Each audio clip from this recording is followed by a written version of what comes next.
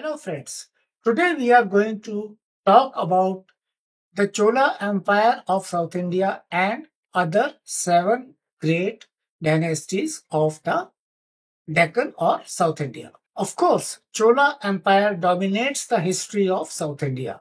It was known for its naval strength, temples and governance. Vijayalaya Chola 850 to 871 CE established the Chola dynasty after seizing Tanjavur.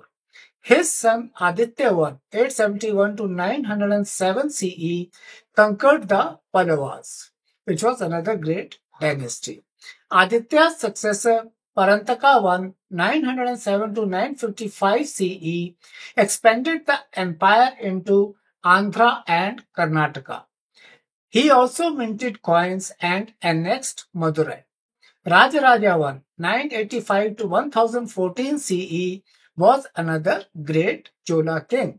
He expanded his kingdom's power into Sri Lanka and Kerala, constructed the magnificent Brihadeshwara temple, which is now a UNESCO site, and overhauled governance and the armed forces.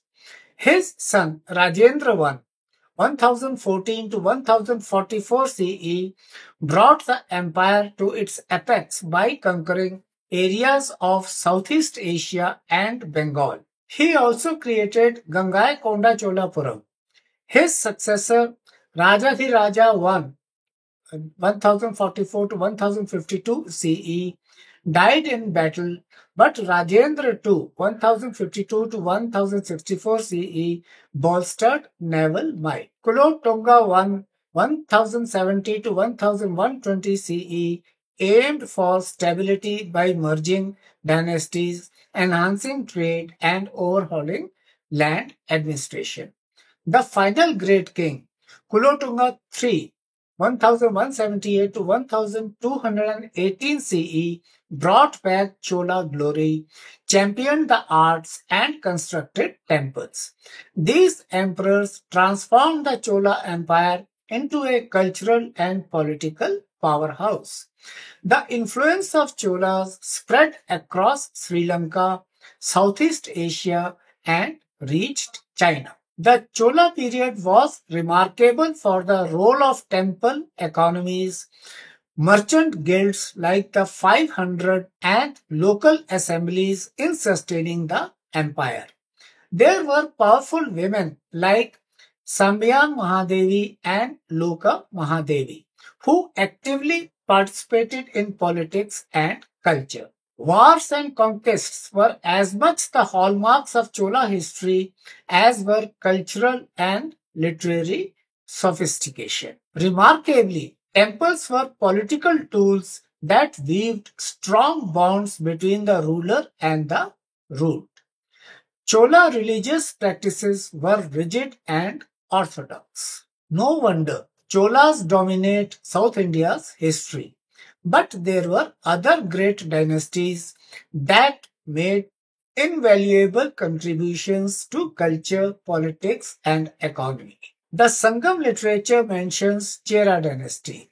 It held sway over the Malabar coast in present-day Kerala and parts of western Tamil Nadu. Cheras carved their legacy through maritime trade, particularly with the Romans, Arabs, and Chinese. Muziris, which is a port city under the Chera, became a hub of global trade long before Europe's colonial expansion. Chera kings like Senghutta I are remembered for their diplomacy, trade, and cultural achievements. His brother Ilango Adigal patronized the Tamil epic Silapattikaran. This underscores the dynasty's support for literary and religious developments, particularly Jainism and Buddhism. In comparison to the Cholas' emphasis on monumental temples, the Chera's legacy lies more in commercial diplomacy and cross-cultural fertilization. Pandyas predate the Cholas. They ruled from Madurai and thrived during several phases. and this phase is started from the Sangam era to the late medieval period.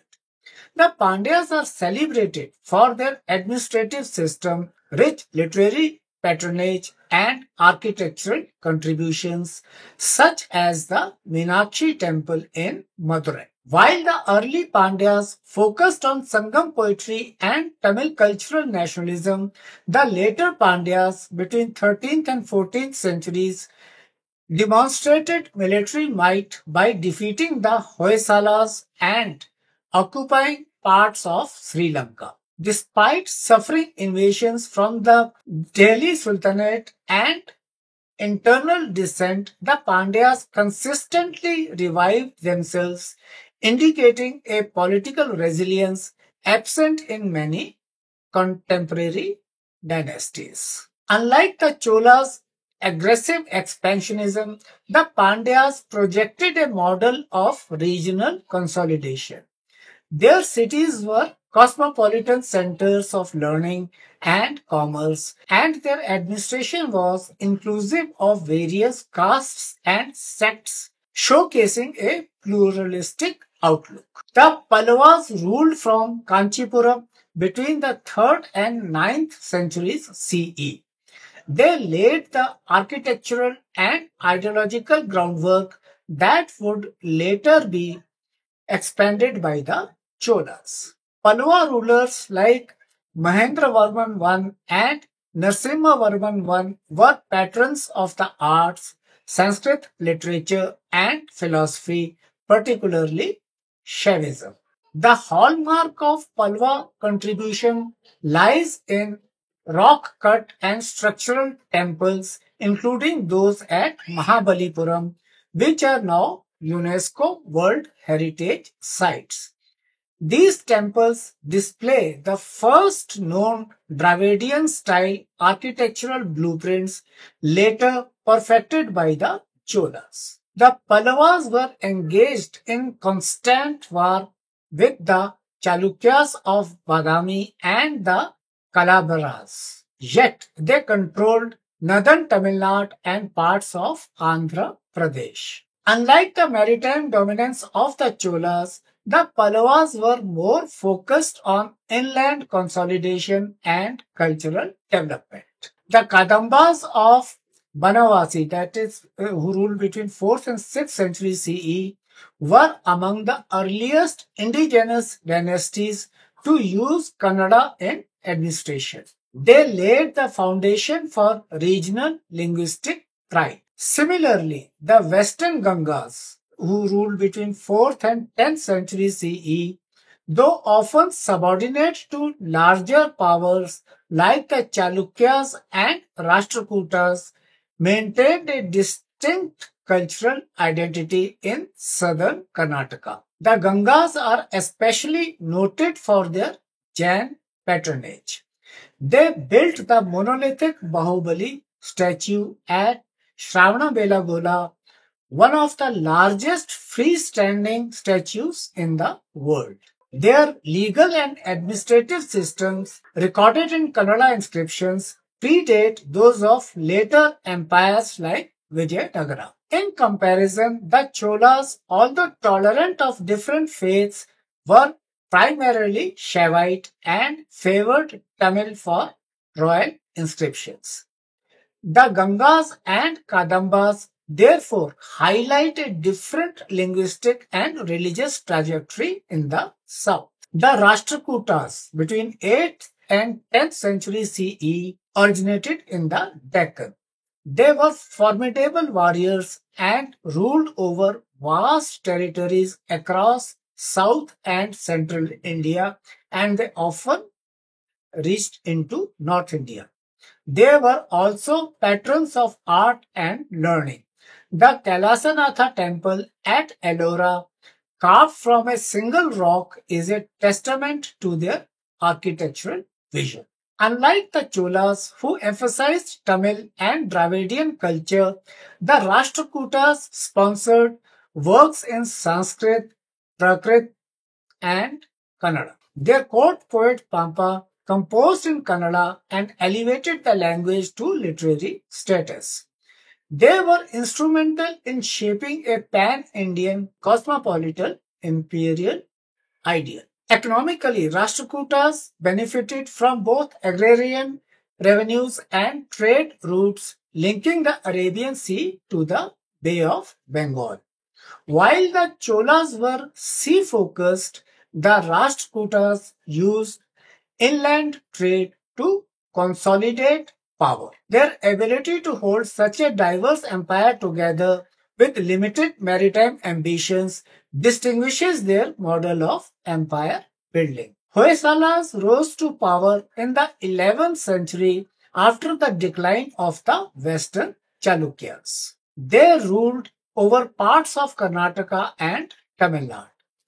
The dynasty reached its zenith under the rulers like Vishnuvardhana and Veerabalal II. Though not expansive as the Cholas, the Hoysalas left a profound legacy in architecture. Temples at Belur, Halebeedu, and Somnathapura represent the pinnacle of intricate stone carving and temple design. Their support for both Shaivism and Vaishnavism and the use of Kannada and Sanskrit in inscriptions and literature reflect a synthesis of religious and linguistic pluralism. The Hoysalas were often caught between larger powers like the Cholas and the Pandyas, but their cultural and military presence remained strong until the advent of the Delhi Sultanate in the south. Their legacy in temple architecture remains unrivaled in detail and craftsmanship. Harihara and Bukka of the Sangama dynasty founded the Vijayanagara Empire 14th century to 17th centuries. It was arguably the most powerful South Indian empire after the Cholas. It represented a synthesis of regional cultures. Vijayanagara emerged in response to the repeated invasions by the Delhi Sultanate and became a bulwark of Hindu political identity in the Deccan. The empire saw illustrious rulers like Krishnadevaraya who expanded its frontiers across Tamil Nadu, Andhra Pradesh, Karnataka, and Telangana. Vijayanagara's capital, Hampi, was described by foreign travelers as one of the wealthiest and most magnificent cities in the world. Vijayanagara integrated Kannada, Telugu, and Tamil traditions and stood as a symbol of resistance to northern invasions. Their architecture blended Chalukya, Hoysala, Pandya, and Chola styles.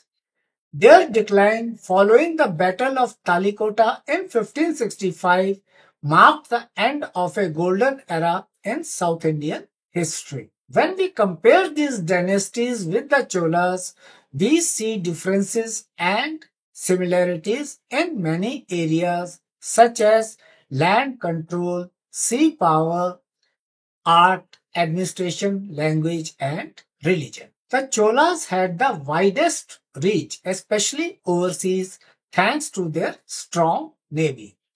However, the Rashtrakutas and Vijayanagara rulers held more land inland over longer periods. The Cheras and Cholas were both active in sea trade, but only the Cholas had a full naval force that conquered places like Sri Lanka and parts of Southeast Asia. In arts and culture, the Pallavas led in temple design, the Rashtrakutas supported diverse literature, and the Hoysalas were known for their detailed stone carvings. The Cholas and Pandyas promoted Tamil.